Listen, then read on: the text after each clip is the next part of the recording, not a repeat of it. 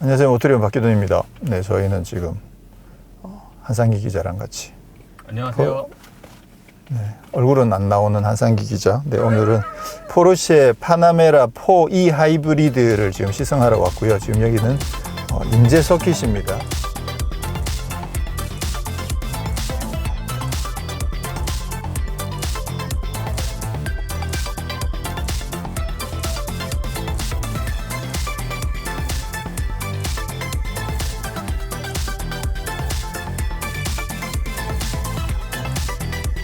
도로 주행부터 먼저 해보도록 하겠습니다. 처음에 이제 파나메라 4E 하이브리드로 도로를 잠깐 주행을 하고 그 다음에 파나메라 4로 도로 주행을 해보겠습니다. 그래서 약간 비교를 한다는 거거든요.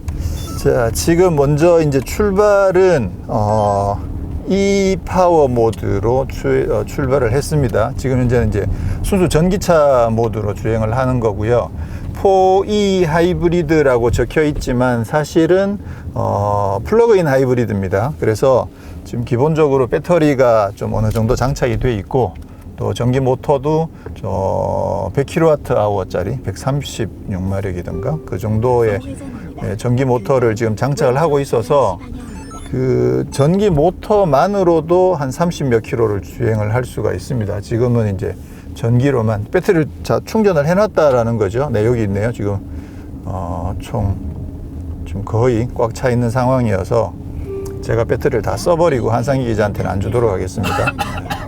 차가 묵직합니다. 굉장히. 기본적으로 파나메라 4S보다 200kg 정도가 더 무겁더라고요. 보니까 배터리가 많이 장착이 돼 있어서 차가 많이 무겁고 지금 현재 또 성인 남성 3명이 지금 타고 있는 상황이라 차가 상당히 좀 묵직한 느낌으로 지금 주행을 막 시작을 했습니다. 시스템은 파나메라가 4가 있고 4S가 있고 터보가 있죠. 그 중에서 지금 4E 하이브리드이기 때문에 이제 4의 하이브리드가 적용된 것처럼 그렇게 느껴지긴 쉽습니다만 사실은 이제 엔진이 4하고 4S가 다르잖아요. 4에는 6기통 3.0 싱글 터보 그리고 4S에는 2.9의 트윈 터보 그렇게 해서 2.9의 트윈 터보가 출력이 더 높은데 지금 4E 하이브리드는 4의 엔진이 장착되어 있는 게 아니고 4S에 장착된 그 2.9 트윈 터보 엔진이 장착이 되어 있는데 440마력인데 지금 이 차에는 그 엔진에 똑같은 엔진을 출력을 330마력으로 줄여가지고 거기에다가 전기 모터를 더했어요. 그러니까 이게 좀 완전 비빔밥인 거죠. 포지셔닝 자체가 4가 있고 4S가 있고 4E 하이브리드는 그 중간에 들어가요. 가격대로 볼 때 중간에 들어가는데 시스템으로 따져보면 이게 4의 엔진이 아니고 4S의 엔진을 물론 출력을 조금 줄이긴 했지만 4S 엔진을 쓰고 있죠. 그리고 시스템은 다 4S 거를 쓰고 있는데 거기에다가 전기 모터랑 그것도 일반 하이브리드가 아니고 플러그인 하이브리드를 넣어 가지고 시스템 출력이 462마력이어서 4S의 440마력보다 출력이 더 높아요. 시스템 토크는 70까지 올라가니까 훨씬 더 높아요. 지금 그렇게 장착을 하고 가격이 어떻게 되느냐면 4보다는 비싸고 4S보다 가격이 더 싸요. 가격을 보면 약간의 사기 캐릭이에요. 분명히. 특히나 이제 지표가 될 수 있는 부분들이 최고 출력 자체가 4S보다 더 높으니까 토크도 더 높고 연비는 말할 것도 없이 더 높고 4S가 8.8인데 얘가 12.3인가 그러니까 연비도 확실히 더 높죠. 근데도 가격은 더 싸. 그러면 이제 쌀 수 있는 요인을 굳이 한 가지를 꼽자면 제로백하고 최고 속도가 4S보다 낮아요. 4S가 4.4초, 4.2초 정도 되는데 얘는 4.6초던가 제로백하고 최고 속도가 4S보다 조금 낮은데 그거를 제외하면 출력까지도 훨씬 더 높으니까 근데도 가격을 4S보다 더 낮게 매겼다라고 하면 파나메라를 사시는 고객의 입장에서 이 차를 완전 스포츠카로 생각하시면 뭐 터보까지는 아니고 4S로 스포츠카로 타겠다고 하면 4S를 선택하셔야겠지만 일상적인 용도를 고려하신다면 4S를 사지 않고 4E 하이브리드를 사는 게 여러 면에서 당연히 더 매력적일 수밖에 없는 구조로 지금 4E 하이브리드가 등장을 했다는 거죠. 이게 좀 상당히 전략적이라고 볼 수밖에 없습니다. 포르쉐라는 브랜드 내에서 어떤 친환경 규제를 맞추기 위한 어떤 그런 부분일 수도 있어요. 그거에 어느 정도 맞춘다라는 거에 대응하기 위해서 하이브리드를 좀 더 많이 팔려고 4S보다 더 싸게 내놨다 라고 지금 설명하는 게 그나마 가장 합리적인 설명이긴 한데, 그래서 제가 물어봤거든요. 이게 전기 모터랑 배터리를 얹었는데도 더 싼 이유가 뭐냐. 그렇다는 얘기는 4S에 있는 시스템 중에서 뭔가를 뺐지 너네들. 뭘 뺐어? 빨리 이실 짓고 해. 물어봤는데 뺀 게 없어요. 좀 더 기술적인 부분들은 조금만 더 체크를 해서 말씀을 드리기로 하고, 자, 지금 이제 전기로만 계속 주행을 하고 있는데요. 전기로만 주행했을 때도 뭐 상당히 편안하게 주행을 할 수 있습니다. 그러니까 이 차를 매일매일 만약에 충전하실 수만 있으시면 매일 충전해 놓으면 한 20-30km 정도까지는 뭐 무리 없이 주행을 할 수 있으니까 사실 출퇴근하면서도 전기차로만 쓰면 그러면 평상시에 기름을 많이 안 쓰고 이 차를 탈 수 있다라는 거죠. 지금 스포츠 모드랑 스포츠 플러스 모드가 있는데 각각 전부 다 하이브리드 상태인 건 맞고요. 스포츠 모드에서는 그 엔진이 꺼지질 않는 거죠. 계속 켜져 있는 상황을 유지하고 전기 모터가 힘을 돕는데, 스포츠 모드에서는 가속할 때만 전기 모터가 힘을 도와요. 그러니까 부스트가 필요한 상황에서 전기 모터가 부스트의 역할로만 개입을 한다라는 거죠. 그래서 어느 정도 정속 주행을 하는 상황이거나 또 부스트가 크게 개입되지 않아도 되는 가속에서는 그냥 엔진으로만 주행을 합니다. 그렇지만 아무래도 이제 급가속을 할 경우에는 전기 모터가 힘을 도우면 가속력이 굉장히 확 올라가겠죠. 그리고 이제 스포츠 플러스 모드에서는 그냥 그 가속할 때만 아니고 플러스 모드가 되는 그 순간부터 배터리를 최대한 활용하고 엔진도 최대한 활용을 해가지고 그냥 그 순간부터 그냥 바로 불사지르는 그런 모드가 되는 것으로 지금 그렇게 설계가 되어 있다고 합니다. 지금 이제 스포츠 모드니까 이 상황에서는 전기 모터가 개입을 거의 안 한다고 봐야 되는 거죠. 그러다가 가속을 하면 이제 전기 모터가 개입을 하는 거고, 지금 스포츠 플러스 모드로 바뀌었는데도 배기가 조금 시끄러워지긴 했는데 배기가 큰 차이가 없네요. 이게 뒤에서 약간 커져요. 약간 커지긴 했는데 파나메라 4S 때는 이거보다는 많이 시끄러워지는 것 같은데 전체적으로 4S만큼까지는 아닌 것 같은 느낌이 살짝 듭니다. 자, 그러면 하이브리드 모드로 잠깐 돌아가 보도록 하겠습니다. 하이브리드 모드에서는 여기서 이제 하이브리드를 선택을 한 다음에 이 플로우 말고 모드에 가보면 지금 세 가지 모드가 있거든요. 하이브리드, 오토, 이홀드, 이차지가 있는데 기존의 플러그인 하이브리드 모델들이 거의 대부분 다 이 모드들을 다 가지고 있습니다. 그래서 하이브리드 오토는 그냥 하이브리드예요. 그래서 지가 알아서 필요할 때마다 전기를 쓰기도 하고 충전하기도 하고 그렇게 하는 거고요. 이 홀드를 누르게 되면 요거는 지금 현재 남아있는 배터리를 좀 보존을 해라, 요거를 유지를 해라. 왜냐하면 나 조금 있다가 배터리 쓸 일이 많이 있으니까 지금은 가능하면 배터리를 쓰지 마라 라고 할 때 이 홀드를 누르는 거예요. 그러면 요 유차 잔량을 유지를 하는 거죠. 그 다음에 물론 이제 회생제동을 하니까 필요할 때 조금씩 쓰긴 하지만 완전히 쓰진 전기를 안 쓰는 건 아니고 어차피 회생제동하면 또 쌓이니까 그거 정도는 쓰긴 하는데, 어쨌거나 지금 현재 잔량을 유지를 하는 쪽으로 주행을 하는 게 이 홀드고요. 이 차지를 누르게 되면 지금부터 주행을 하면서 지가 수시로 계속 이 배터리를 충전을 더 해줘요. 내가 이따가 왕창 쓸 거니까 지금은 남아있는 걸 유지하는 정도가 아니라 주행하면서 엔진으로 만들어진 에너지조차도 배터리에 충전을 해라. 최대한 빨리 이제 충전을 하는 모드가 되는 거죠.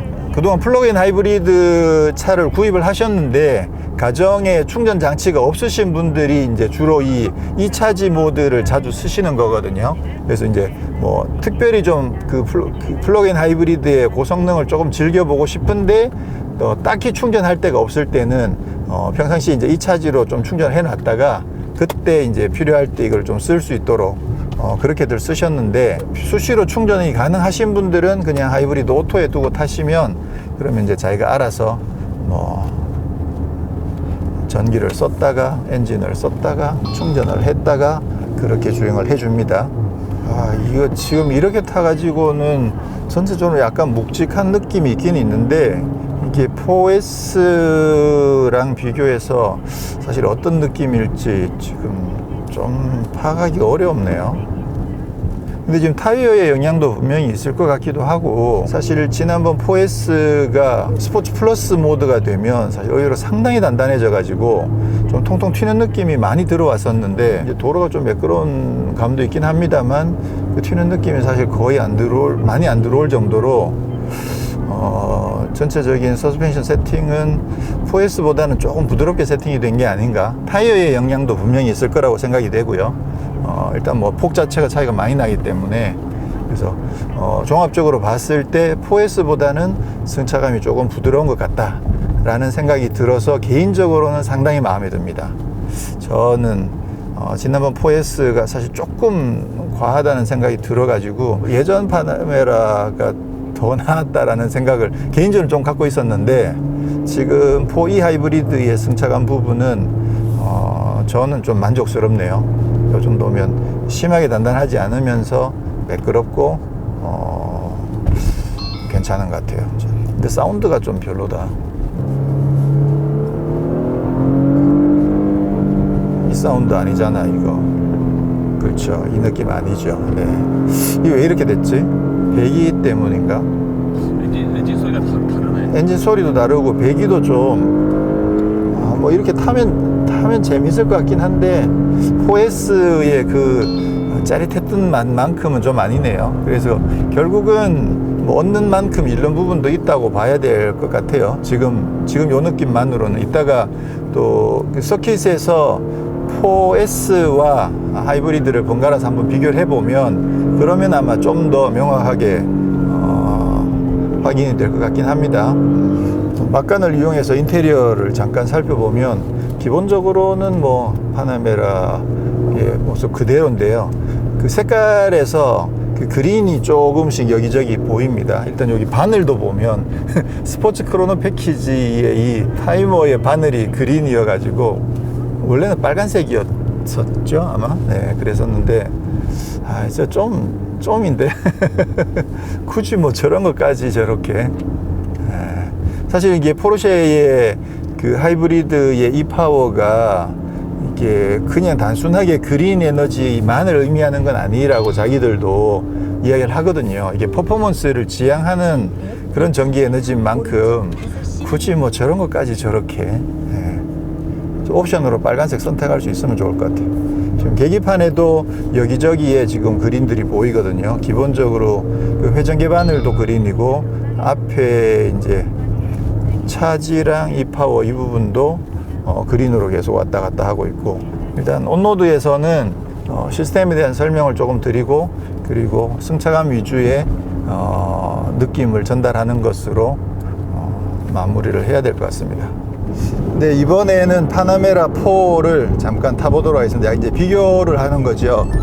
아까 왔던 길이랑 조금 다른 길이긴 한데 비슷하게 가지 않을까 싶긴 하고요. 근데 한상기 기자가 지금 내 영상을 지금 도찰해가지고 지금 써먹으려고. 날로 먹는 거죠, 날로.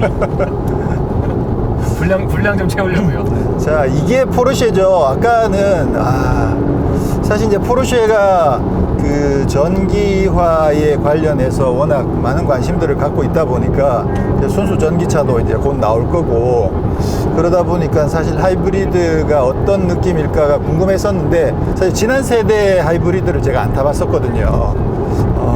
근데 약간의 이질감이 있었어요. 어쩔 수 이렇게 세팅할 수밖에 없겠구나 라는 생각이 들긴 하지만, 그래도 그 전통적인 포르쉐랑은 약간 다른 느낌이 있어서 이건 뭐지? 라는 생각이 조금 들었었는데 지금 이제 이 차를 타니까 사운드도 원래 제가 포르쉐에 기대하는 그 사운드가 그대로 나오기도 하고요. 이 사운드를 그냥 살려놓으면 안 됐을까? 좀 살짝 의문이 듭니다. 지금은 이제 파나메라 4거든요. 출력에서 차이가 꽤 많이 나죠.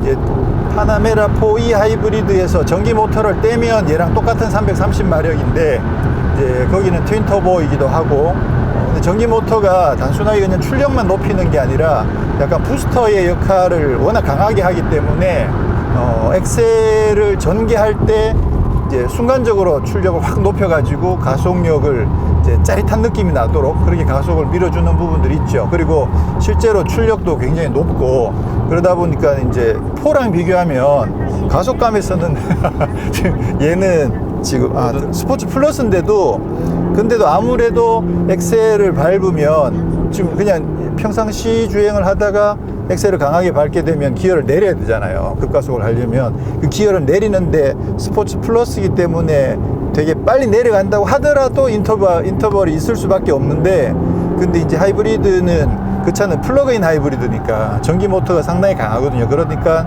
밟으면 이 기어가 내려가는 그거보다 더 빠르게 더 강하게 전기 모터가 바로 개입을 해버리기 때문에 사실 가속 응답성 자체가 상당히 좋아지는 건, 전체적 가속력도 높기도 하지만 중간중간 엑셀을 이제 밟을 때 그때 응답성 자체가 워낙 잘 나오니까 아무래도 이제 4랑 4E 하이브리드의 어떤 가속력이나 그런 어떤 힘과 관련해서는 뭐 그거는 비교가 안 되는 수준이라고 생각을 하고요. 서스펜션도 제가 아까 말씀드렸을 때 4S에 비해서는 조금은 기본적으로 설정이 좀 부드러운 것 같다라고 말씀드렸는데, 그게 이제 무게가 많이 무거워졌다고 말씀드린 게 배터리가 장착되면서 무게가 많이 무거워지면 그거를 어느 정도 받치기 위해서 그 댐퍼나 이런 부분이 더 강해질 수밖에 없죠.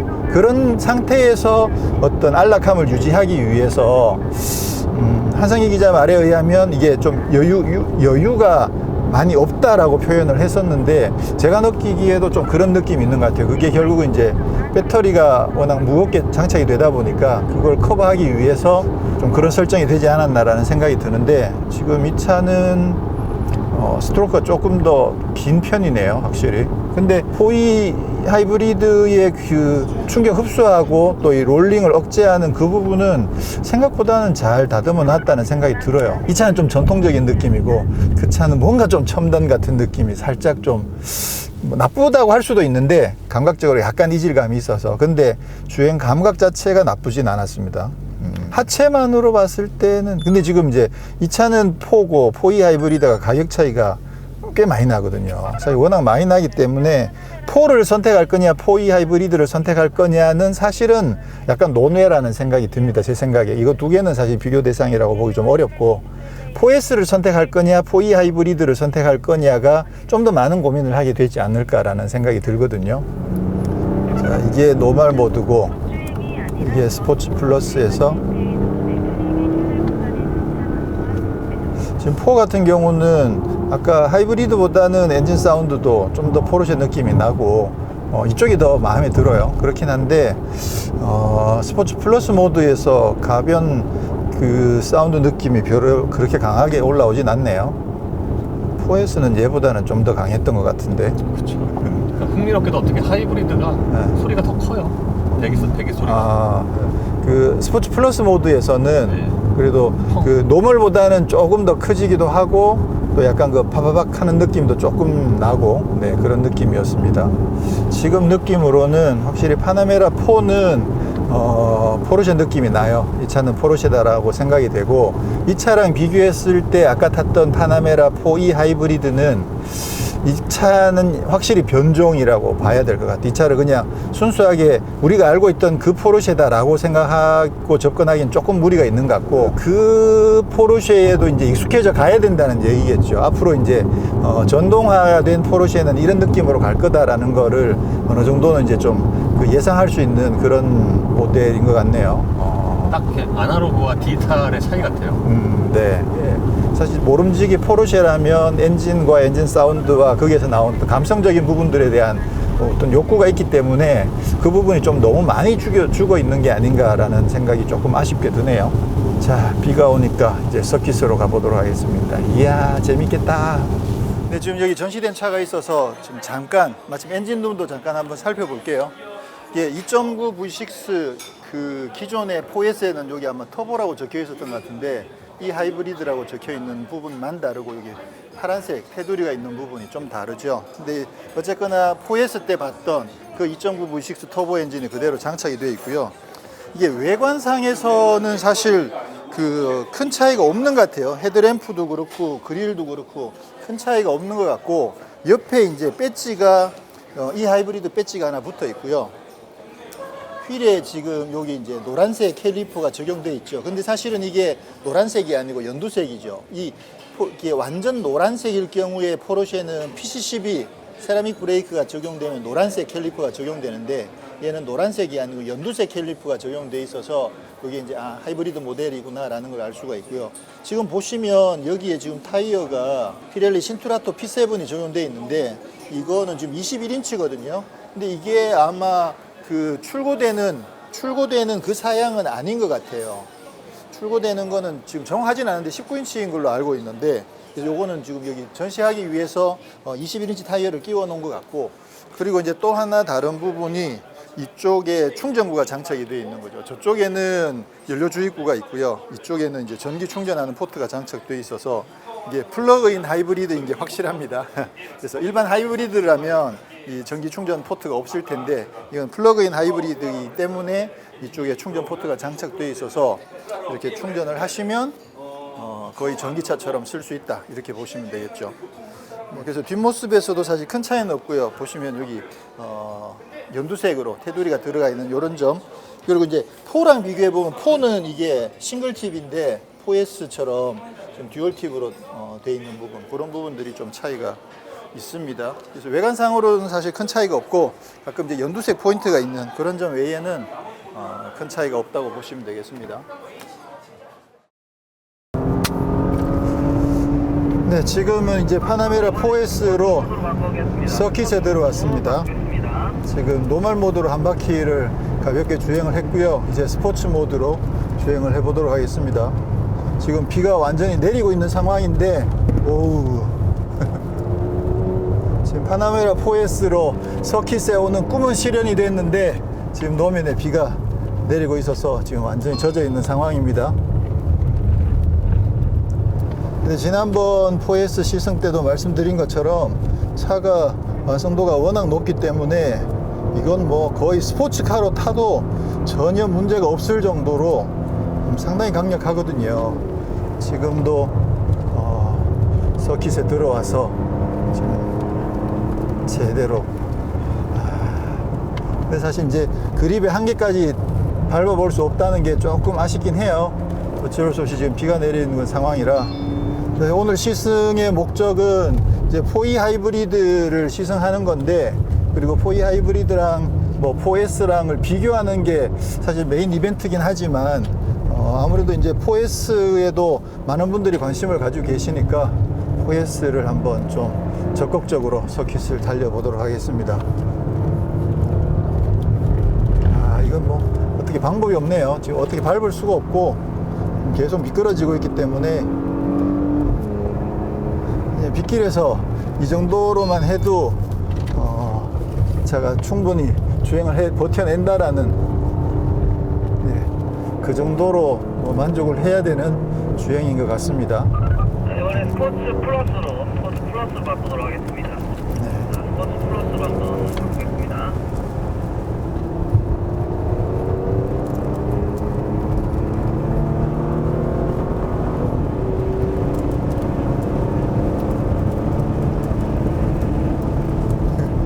여기서 밟으면 그냥 계속 옆으로 두두두 미끄러지고 있어서 근데 이건 차가 큰 느낌을 사실 거의 못 받겠고요. 정말 파나메라 4S는 서킷에서 진짜 제대로 스포츠카처럼 탈 수 있는 차인 건 확실히 맞는 것 같아요. 빗길에서 이렇게 타는 것도 그냥 뭐 거의 슬근슬근 그 마실 다니듯이 그렇게 타는 것도 재미있습니다. 이게 지금 차가 미끄러지는데도 뭐 지가 알아서 다 잡아주니까. 메인 트레이드에서 한번 스포츠 크로노 부분에 가운데 버튼 누르셔서 스포츠 리스폰스 시켜주시기 바랍니다. 자, 가속성도 한번 테스트하겠습니다. 순서대로 출발하겠습니다.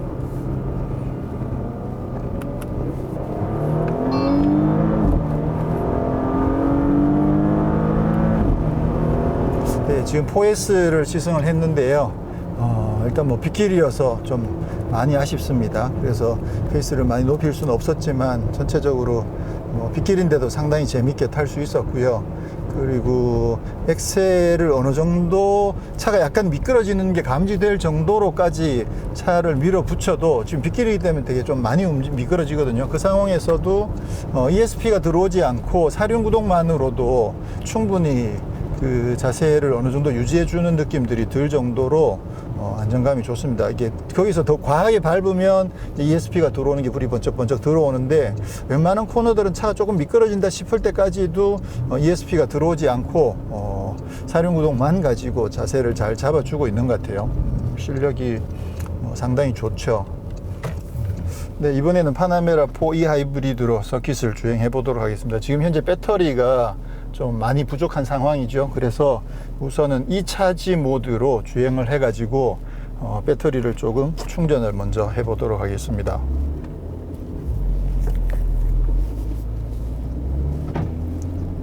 얼마나 빨리 충전이 되는지도 한번 볼 수가 있겠죠.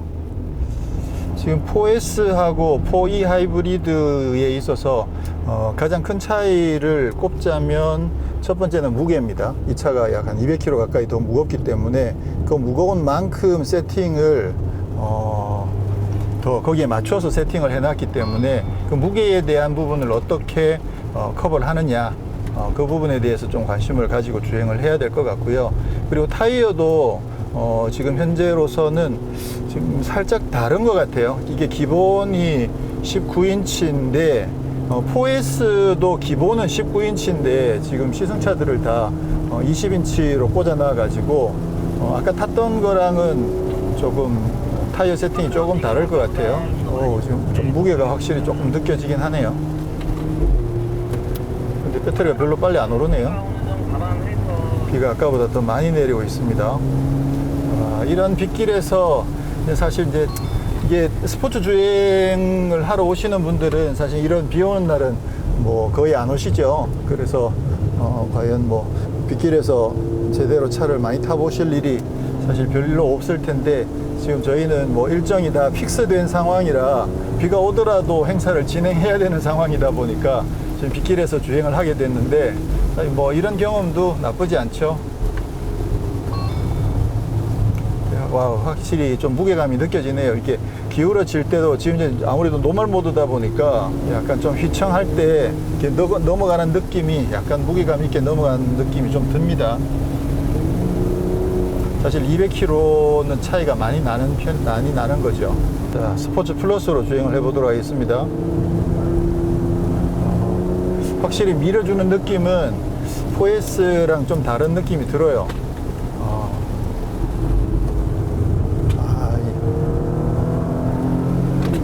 응답성 자체가 4S보다 확실히 조금 더 매끄럽게 가속되고 밀어주는 느낌이 좀 있네요. 근데 하중에 대한 부분은 좀 신경이 쓰이네요. 이게 확실히 지금 이 상태에서 브레이크를 밟아보면 차가 이렇게 휘청 넘어가는 느낌이 4S의 경쾌했던 느낌과는 확실히 좀 차이가 날 정도로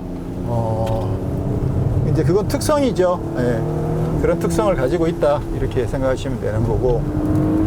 이게 사운드가 좀 살아나네요. 아까 도로에서는 이 느낌이 사실 별로 없었는데 지금은 이제 회전수를 좀 더 올리니까, 그리고 이제 빗소리에 그 주변에 약간 웅웅하는 소리를 좀 묻히고, 그리고 회전수가 올라가니까 그래도 사운드가 좀 살아나긴 하는군요. 자, 리스판서를 누르고 가속하겠습니다.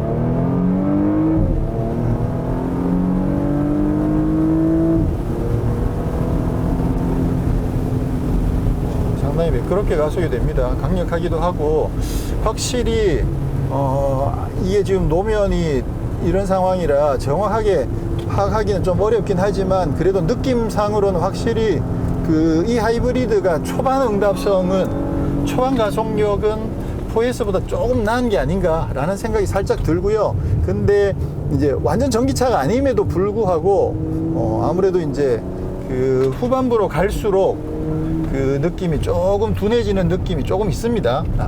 느낌적인 느낌, 과연 그거를 체크할 수 있을까, 몸으로 느낄 수 있을까 싶은데 그런 느낌이 살짝 있어요. 이 차가 하이브리드라는 걸 알고 타기 때문일 수도 있고, 느낌적으로는 어쨌거나 첫 응답성은 하이브리드가 좀 더 4S보다도 좀 더 나은 것 같은데, 근데 속도가 100km 이게 넘어가면서부터는 조금 가속력이 무뎌지는, 그리고 이제 4S는 아무래도 후반부로 갈수록 더 이게 고회전도 많이 쓰고 하다 보면 그게 어느 정도 사실 저기서 가속할 수 있는 범위 내에서는 무뎌지는 느낌이 들진 않거든요. 근데 이 차는 아무래도 조금 무뎌지는 느낌이 나네요. 자, 그러면 이제 수동 모드를 써서 이렇게 하니까 확실히 사운드가 좀 살아있죠. 도로에서 탈 때랑은 또 느낌이 많이 다르네요.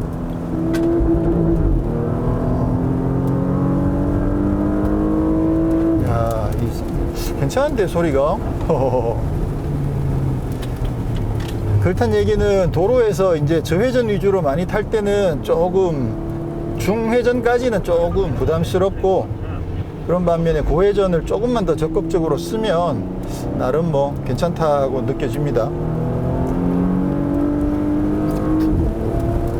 4E 하이브리드도 나름 재밌습니다. 예, 하중에 대한 부분, 특히는 이제 코너 진입할 때 그때 하중에 대한 부담감이 조금 있는 거, 그 부분만 제외하면 이게 하이브리드가 아무래도 그 재가속할 때 힘이 좋으니까 그 점에서는 나름 분명히 매력이 있네요.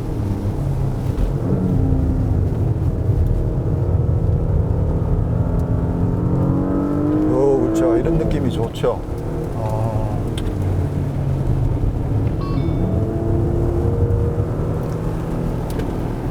스포츠 플러스 모드에서는 변속대 충격이 좀 있습니다. 기본적으로 포르쉐한테 물어봐도 의도적으로 좀 더 빠른 변속을 하면서 발생하는 그 변속 충격을 그대로 놔뒀다고 하더라고요. 그게 이제 좀 더 실제로 당연히 이제 그 변속 자체를 빠르게 하기 위한 것이고, 그리고 그것을 부드럽게 하기 위해서 별도로 특별한 조치를 하지 않고 그냥 그대로 뒀다는 거죠. 저는 4E 하이브리드도 상당히 재밌는데요. 네, 오늘 이렇게 해서 포르쉐 파나메라 4E 하이브리드를 도로와 서킷에서 주행을 해봤고요. 처음에 이제 말씀드렸던 부분 확인을 한 내용을 좀 전달드리면, 파나메라 4S하고 4E 하이브리드의 사양을 비교해 보면 오히려 4E 하이브리드가 사양이 더 높습니다. 확인해 본 결과 이쪽엔 에어 서스펜션도 기본으로 적용이 되어 있고요. 그리고 스포츠 크로노 패키지도 기본으로 적용되어 있습니다. 4S에는 둘 다 옵션이거든요. 근데 이 차에는 둘 다 기본으로 적용되고도 가격이 더 싸다는 거죠. 아까 말씀드렸던 타이어 부분도 확인을 해보니까 지금 오늘 여기에 가지고 온 차들이 타이어들이 다 제각각이에요. 기본은 19인치가 4S랑 4E 하이브리드가 둘 다 19인치가 기본인데, 지금 시승했던 차들 중에는 20인치도 있고 막 21인치도 있고 좀 왔다 갔다 해가지고 주행하면서 제가 말씀드렸던 타이어의 특성에서 온 변화가 조금 있을까 했던 부분은 그 부분은 그냥 일반적인 개념으로만 좀 이해해 주시면 될 것 같고요. 정확하게 파악하기는 지금 좀 어려운 상황이고, 사양 면에서 봤을 때는 4E 하이브리드랑 4S가 타이어까지도 같은 사이즈가 적용돼 있다는 점, 그렇게 봤을 때 이거는 그러면 빠지는 게 뭔가요? 지금 없죠. 사양 면에서 지금 빠지는 부분은 없고 오히려 더 많이 적용돼 있고, 네, 그렇게 되면 이 차는 결국 전략적으로 포르쉐가 이 차를 더 많이 팔기 위해서 이렇게 가격을 세팅했다. 이건 한국뿐만 아니라 글로벌에서도 이렇게 가격을 세팅했다고 그러거든요. 그러니까 그 부분을 좀 이해하신 분들이 벌써 많이 이 차를 구매하셔가지고 벌써 올해 국내 출고 대기된 차들은 이미 다 계약이 다 돼버렸다고 하더라고요. 글로벌에서도 파나메라 중에서 60%가 이 차가 계약이 될 정도로 지금 가성비 면에서 굉장히 큰 분명하게 가성비가 높은 모델이다라는 것을 확인할 수가 있었고요.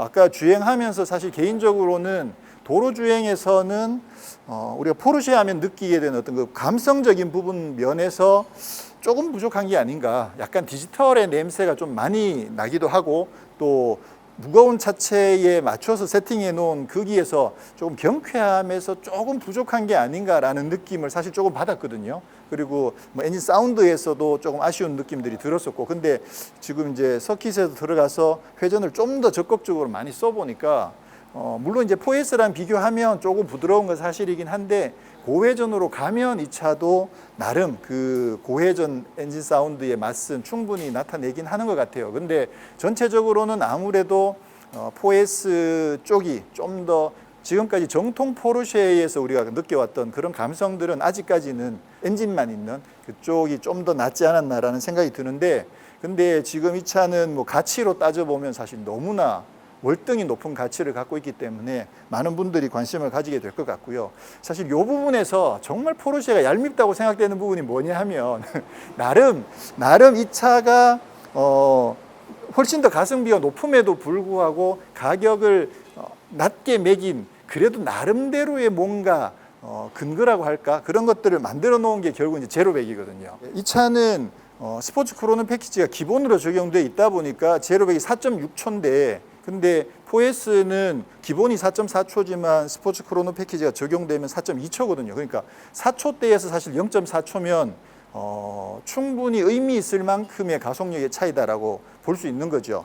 개인적인 입장으로는 아무래도 이제 초반에는 전기 모터가 좀 더 적극적으로 개입하게 되면 아까도 말씀드린 것처럼 제로 50 정도에서는 큰 차이가 나지 않을 수도 있겠다. 아니면 얘가 조금 더 경쾌할 수도 있겠다. 그런 개입이 조금 있긴 있지만 어쨌거나 수치상으로 봤을 때 이 차가 좀 더 싼 이유는 제로백이 떨어지니까 더 싸다. 이렇게밖에 지금으로선 뭐 근거를 찾을 수 있는 게 없고요. 어쨌거나 포르쉐가 앞으로 이제 미래 모빌리티를 위해서 전동화에 굉장히 적극적으로 개입을 하고 있고, 자, 그리고 지난번에 사실 우리가 영상으로만 확인했지만 그 포르쉐 919 트리뷰트 그 레이스카를 가지고 뉴르부르크링에 5분 19초를 끊어버리는 그 영상은 사실 진짜 쇼킹했거든요. 보는 내로 그거를 몇 번을 돌려봤는지 모를 정도로 와, 정말 이 코너를 이렇게 빨리 달릴 수 있구나라는 것들을 와, 정말 이 포르쉐의 이 하이브리드 테크놀로지의 그 어떤 그 진수를 본 게 아닌가라는 생각이 들고요. 물론 이제 이 차가 그렇게까지는 아니더라도 정말 가성비 면에서 사실 이 정도 가성비 나오면 이건 사실 더 이상 어떻게 이야기할 수가 없죠. 그래서 좀 더 그 편안하게 즐기시려는 분들은 당연히 그냥 파나메라 4로 가시면 그것만 하더라도 나름 충분히 재미있고 즐길 수 있고, 4S를 선택하시려고 고민하셨던 분들은 거기에서 약간의 고민을 해보시면 될 것 같아요. 이 차의 용도가 뭐냐, 이 차를 4S 파나메라지만 나는 스포츠카로도 쓰겠다라고 생각하시는 분들은 4S 쪽을 추천드리고, 파나메라를 구입하시는 데 있어서 4는 전혀 계획이 없고 4S를 처음부터 고민하셨던 분들인데 좀 더 일상생활에 사용이 더 많다라고 하시는 분들은 4E 하이브리드를 적극적으로 한번 고민해 보시면 좋지 않을까라고 생각이 되고요. 한 가지는 저도 그렇고 한상희 기자도 계속 이제 이야기했던 저속에서 일반적인 영역에서 주행할 때 좀 옹하는 느낌이라든가 좀 그런 부분들이 좀 있으니까 그 부분 한번 시승을 해보시고 뭐 차마다 다를 수도 있으니까 시승을 한번 해보시고 본인이 직접 선택을 하시면 되지 않을까라고 생각이 됩니다. 자, 오늘 서킷까지 와서 비가 온 게 참 많이 아쉽군요. 비가 안 왔으면 사실 이 차도 이 차지만 4S를 좀 제대로 타보고 싶었는데 비가 와서 좀 아쉬웠지만 오늘 또 짧았지만 포르쉐 파나메라 4E 하이브리드 4S 4 또 다양하게 충분히 즐길 수 있었던 즐거운 시승이었습니다. 저는 다음에 다른 시승에서 찾아뵙도록 하겠습니다. 고맙습니다.